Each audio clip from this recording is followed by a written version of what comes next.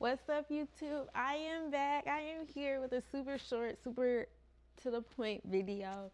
I am going to do the mid-year freakout tag. I did it last year for the first time, and it was super fun for me.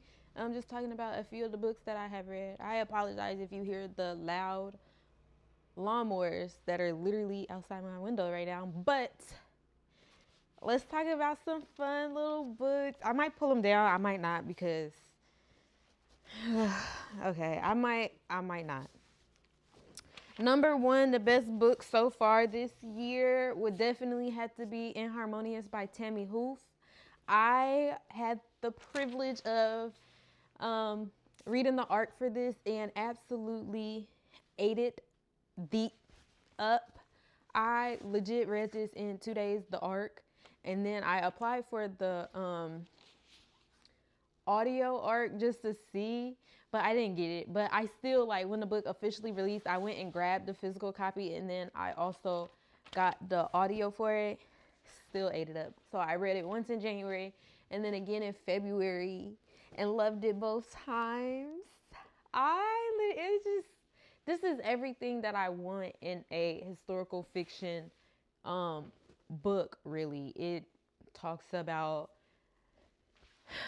everything from, I think it was the what is this called, Pearl Harbor. Everything after Pearl Harbor and the black folks trying to get some respect by going to fight for people that, don't get me started. This, the little description, I'm not gonna read all the description, but I'll read some of it. A compelling love story inspired by the author's own family history, set in the segregated South during and after World War II. Perfect for fans of Kristen Hanna's The Woman and Britt Bennett's The Vanishing Half. Now, I will say I have read Britt Bennett's The Vanishing Half, and I only cared for one half of the story. Like, one half of the story I liked, the other half I was like, all right, let me hurry up and get back to my homegirl. But anyway, yeah, so this was definitely the best book I've read this year. Second book, second question is the best sequel you've read this year. And by a large margin, I'm going to have to say The Call of Crowns. That is also another arc that I was granted. So I can't show you, but I'll put the picture up on the screen. If you haven't read Birth of a Dynasty, start there. I think it's like a trilogy. I think it's going to be a trilogy by Chinza Bado, I believe is her name. Yes, definite. Like, my mouth was literally on the floor the whole time. It's like an African high fantasy series. Oh my God. I don't want to say too much because the first book, if you haven't read it, please read it. Oh my God. We need more African retellings. But yes, go get it when it comes out. I believe it releases in November, if I'm not mistaken. November. New release you want to read. And I'm going to have to say Honey by Imani Thompson. This is a library book, if you cannot see. And I do have the audio for this, so I'm going to start this probably in the next coming days. This is, I don't even know what this is about, honestly. All the girlies was talking about it, and the cover is so gorgeous.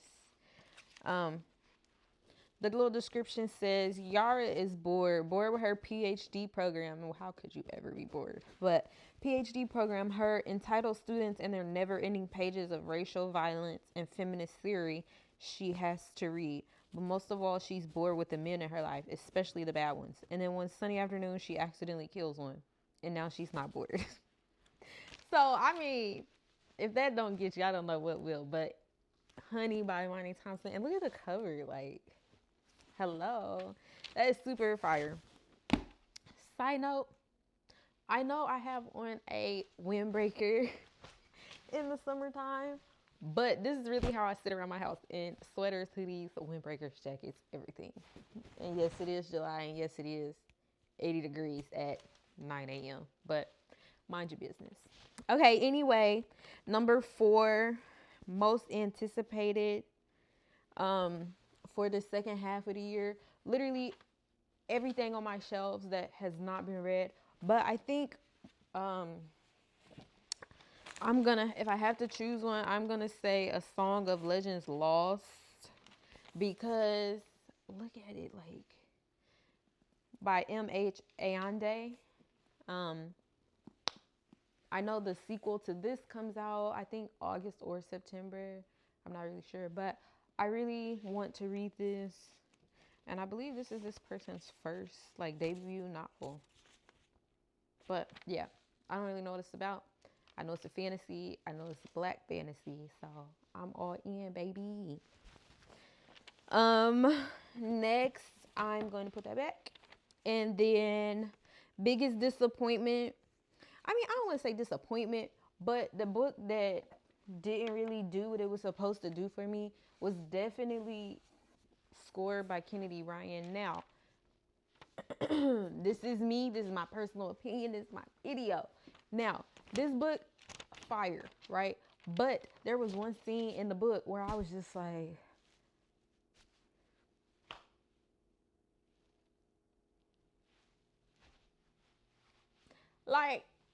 I don't know why you would ruin this beautiful book with that scene. And it's like personal opinion, personal preference.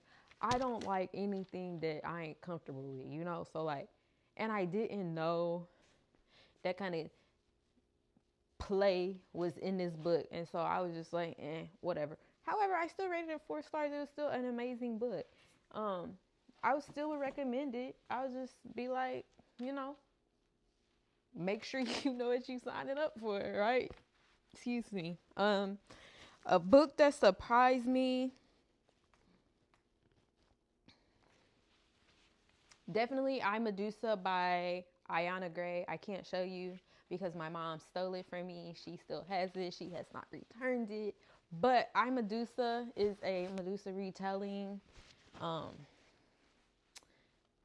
Absolutely amazing. I don't even know what to say because my mouth was literally on the floor the whole time. And a lot of these books that I'm talking about are kind of like fantasy now that I'm thinking about it. But I, Medusa was super fire. Could not want for a better retelling of Medusa. They made her feel human to me. Side note, just like the Michael Jackson biopic that just came out, well, a couple months ago, that it made them like human, like, and not just a super being, super powerful, amazing artist, like made people like actual feel like human. A new author, probably Chinza Bado, the author of Birth of a Dynasty, and The Call of Crowns, which I mentioned earlier. Also, that is the same author that wrote, she just uses a different pen name, Aphrodite in the Duke, J.J. McAvoy. Chinza Bado is her fantasy pen name, I think. I don't really know. But she is the same author from this series. Might I add, this series was so cute. Oh my God, it's so cute. I do have a vlog on that. If you're interested, go watch it. So amazing. Okay. Now, number 8 was your book boyfriend or crush. I don't do those. Cause, yeah. But if I had to pick, I'm definitely going with my homeboy from Mayhem in the Mortal by Shanora Williams. What was his name? Thane. Yes, Thane did what needed to be done, buddy. Like, Grumpy, Mr. Grumpy. I loved him in this book. Thane is, what's her name? Zarya. Her protector on this quest she about to go do. Super fun to read. But yeah, Mayhem and Immortal, another fantasy by Shanora Williams. Thane, ate them up, buddy. Okay, where I'm at. A book that made you cry. None. I'm a gangster out here, okay? I watch anime. No, but for real, no book has made me cry. Inharmonious would probably be the closest to making me cry because I just felt for all the characters and like appreciated what Benny, I think Benny was the brother, um, Benny did for his family, not once but twice. So yeah, Inharmonious ate it up, buddy. Okay, now a book that made me happy. A book that made me happy would definitely be Christina Forrest's newest book, The Summer Girlfriend. This book was so fun to read. Fun to read in the summer. Like, oh my, look, I do not annotate my books, but I did add a couple little sticky notes in this because it just made me want to remember like all the feelings, all the happy times of this book. It was so good. It's fake dating, all that. Oh, so amazing. Okay. Next.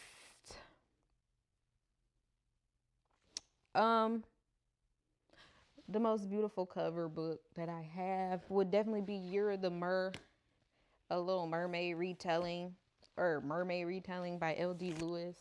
Now, I have started this book twice and put it back down, but I've just been like swamped with my real life job and my kids, and it's the summertime. But I really want to read this. I think I'm going to put it off until my kids go back to school in the fall, because I really want to enjoy my time with this book. And right now I absolutely cannot because there's just too much going on, honey. But it's only 388 pages, so shouldn't take me long. But most beautiful cover is definitely You're the Mer. Look at that. So beautiful.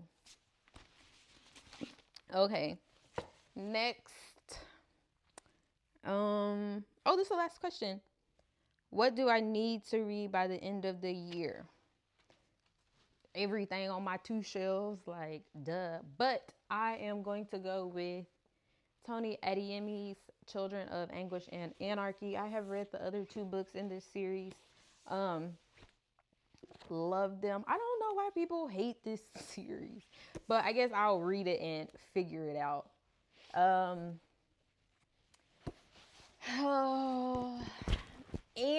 it's literally crazy that I'm doing this video today because I just got off Instagram and seen what little Miss Tony Adeyemi is happening with her film adaptation, and that's so sad. But at the same time, they literally warned you. All the bookish girlies and men, they warned you about.